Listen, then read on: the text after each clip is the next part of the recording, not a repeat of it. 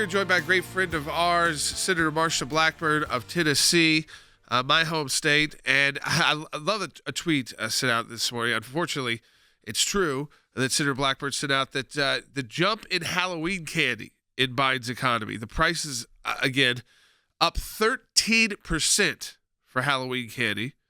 Gives, as she said, gives trick-or-treaters a scare. She's joining us now. And Senator Blackburn, I think it's just demonstrative of what we're all seeing every day when we go to the store and we're purchasing something right now. This is the time of year where we start getting towards holidays as well. People start trying to figure out Christmas plans, Thanksgiving plans, even Halloween plans and Halloween costumes. And the candy being up 13% is just very telling about where we are in our economy. That is so very true. And when you think about Halloween candy being up 13% and what that is going to do to family budgets as they get ready for fall festivals and carnivals and trick-or-treating. And this is a time where it really kind of hits home. Like you were saying, people are rounding the corner on Halloween. They're preparing for Thanksgiving. They're thinking about what they're going to do for Christmas. You already have surveys out. The Wall Street Journal has an article on how people are buying less. They've already started buying differently, but now they're already buying less when they go to the grocery store. And the impact this is going to have on children and families and how this does affect the pocketbook, how parents are saying, well, which one of us needs to go get an extra job so that we can work ourselves through the next few months?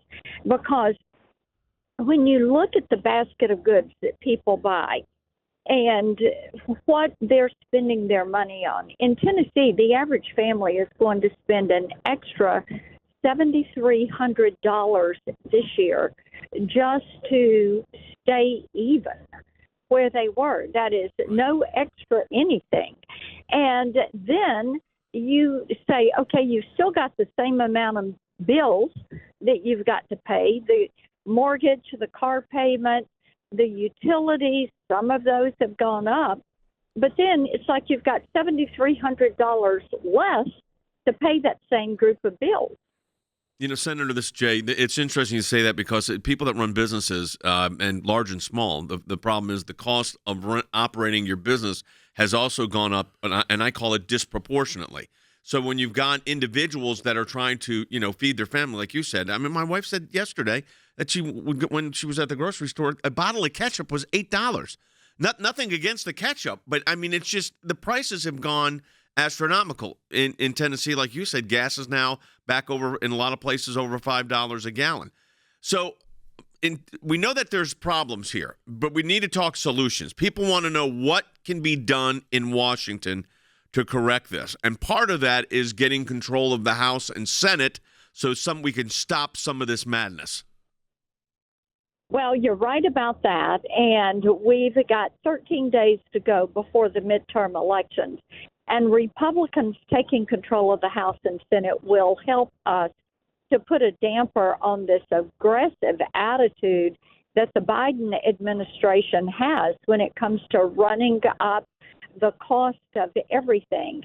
And one of the main things that we can do, that you will see us do immediately, Jay, is to freeze federal spending, federal hiring, federal salaries, because that will stop the flow of some of this money back into the economy, passing that $1.9 trillion stimulus package. You look at the $6 trillion extra that they have spent in the past 2 years. That's on top of regular federal spending.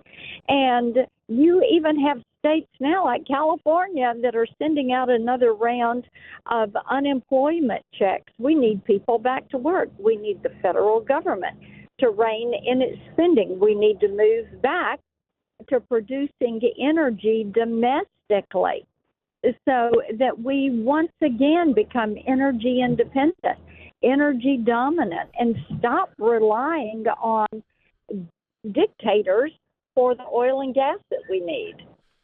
Senator Blackburn, as well, as you're traveling, not just Tennessee, but around the country too, and working on taking back the U.S. Senate, I would imagine that it really doesn't matter if you're in Tennessee or the Northeast or the Midwest or even we're starting to see in the Pacific Northwest some of these races. The concerns people have, number one, is the economy. Number two is crime. Of course, the illegal immigration works into both of those and the border crisis. And yet the Democrats, it just seems like their strategy is let's distract with every issue possible. If it's abortion, if it's education, what we're teaching our kids, it's like everything but the issues that are actually affecting people's pocketbooks and what they're thinking about every day. Well, that is right. They do try to distract. But I was in Virginia and Arizona last week. I have been in Georgia, Minnesota, and Iowa. I'm in Iowa today. So that's where I've been this week. And I hear the same thing. It is inflation. It's the pocketbook. It is that open southern border with fentanyl and drugs coming over the border. It is crime in our communities. It is the push back on school boards and teachers unions and parents that want to take control of their child's education. And the good thing is people are showing up and they are planning to vote. I do think that the voter enthusiasm is extremely high. Here's the question. You've got your branch of government within the legislative branch, but specifically the Senate is very close. I feel like the momentum is going our way. What's your sense?